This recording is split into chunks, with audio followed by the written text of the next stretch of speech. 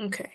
For starters, the first garment that I'm going to be reviewing is for the Byzantine Empire.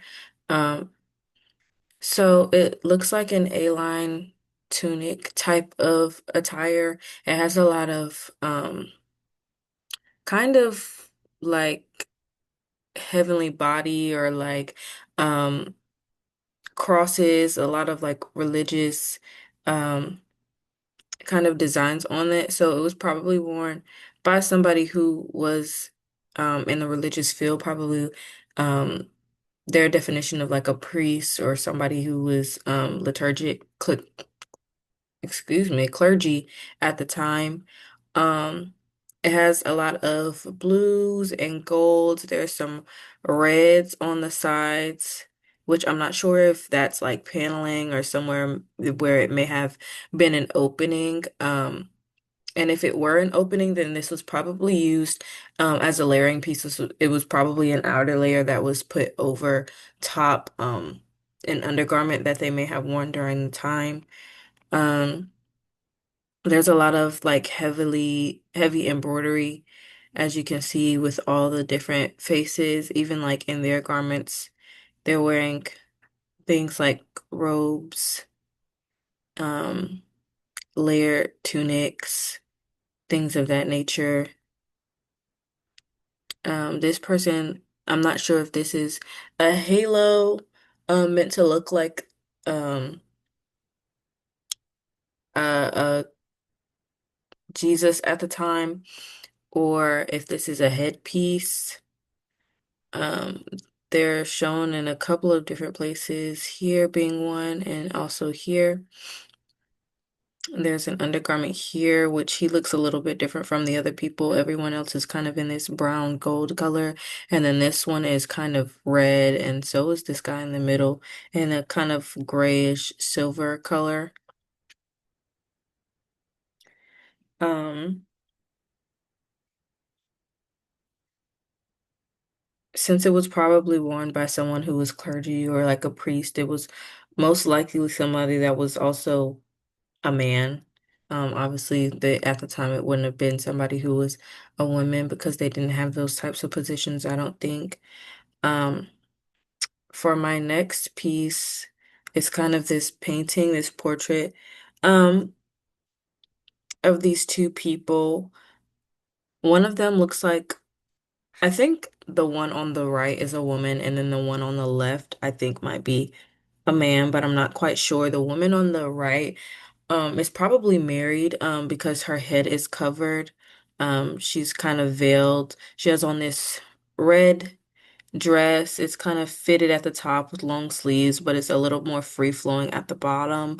She also has this royal blue type of cloak covering with a gold trim and accents, and her dress also has some type of embroidery or pattern in this gold color. The person on the left has a blue undergarment, kind of with gold looking seaming here at the neck and at the shoulder, and then also this pink mauve type of covering. Actually, this person is an angel because they have wings here. So I'm guessing that this is kind of some type of spiritual encounter. This might be the Virgin Mary, now that I think about it, because a lot of their um paintings during this time period, and this is my early middle age piece that I'm critiquing. I forgot to mention that at the beginning, but during that time they had like a lot of religious type of artwork and things in their clothing and in their artwork and their society as a whole. So this might be the Virgin Mary being spoken to now that I think about it. Um, and then for my last piece, it's kind of this mosaic that was on a museum site. Um, it's of a woman and a man. They have two completely different styles of dress, and the styles of dress are also drastically different from what was shown in the first two images. She kind of has this high sitting headpiece here, making this V shape. And then it also looks like she has on a very free-flowing garment. It has long, kind of wide sleeves, this big cuff. It's probably a little bit of an A-line with a really long, low length in hem. She has this kind of wide V-neck collar here, and then she also has it kind of tied up underneath her bust, which might have helped give her a little bit of shape and definition, seeing as her outfit is very wide and it kind of swallows her a little bit. And then for the man, he looks like he has some hosiery here at the bottom. There's a little indentation that it might look like that's where the hosiery with the instep where it's at the middle of his foot.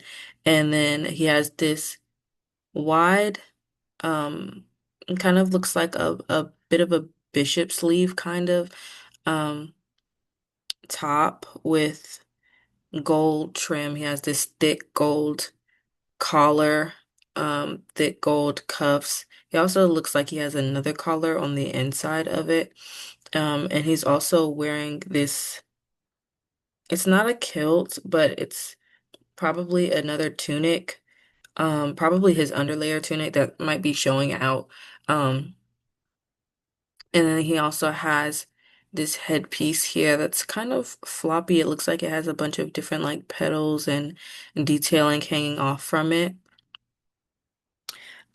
So to compare, like I said before, there are a lot of differences between the Byzantine, which was my first garment, the early Middle Ages, and then the late Middle Ages. I would say that the Byzantine era was a little it didn't have a really wide variety of silhouettes. They were kind of more focused on like layering different lengths of tunics. I will say though that the embroidery during the Byzantine era in this garment at least is a lot more prominent than what's seen here in the early and then the late Middle Ages. I think the silhouettes were simpler in the Byzantine era, but the embroidery, the detailing, and the garments were more dramatic than what they were in the early and Middle Ages.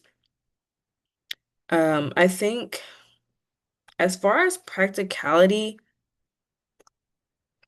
the the early Middle Ages probably might have been a little bit more practical. They had their undergarments, they had their cloaks, their coverings that kind of kept them warm and things. And then the Byzantine era in this regard seemed a lot more symbolic or ceremonial, especially because this is something that a priest would have worn or a clergy would have worn rather than somebody that was common or the emperor at the time would have worn. And then for the early and late Middle Ages, I know that there was like a lot of trade going on during that time, so that might have began to influence the type of fabrics and materials that they may have had. Late the late Middle Ages image doesn't show like a lot of color; it's just white, black, and gold. So that part is a little bit hard to read, but they probably had more fabrics and materials than they had access to before. Um, Especially because by now the Crusades and all of those things have happened. Um,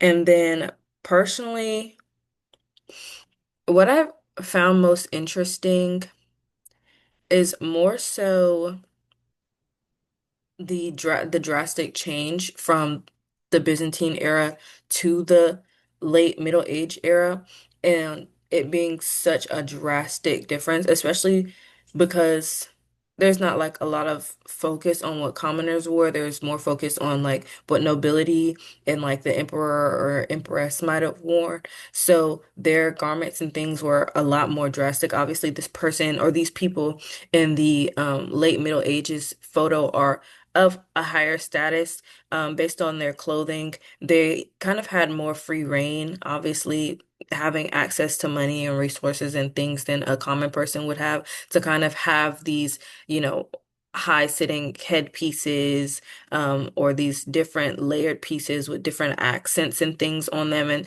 likewise with the Byzantine era, with them having like all of this embroidery and things, this isn't something that a normal person might have had access to. So kind of the difference in silhouettes and styles during those two eras, but also um the difference in like classes and what they were able to achieve and kind of have access to in relation to their dress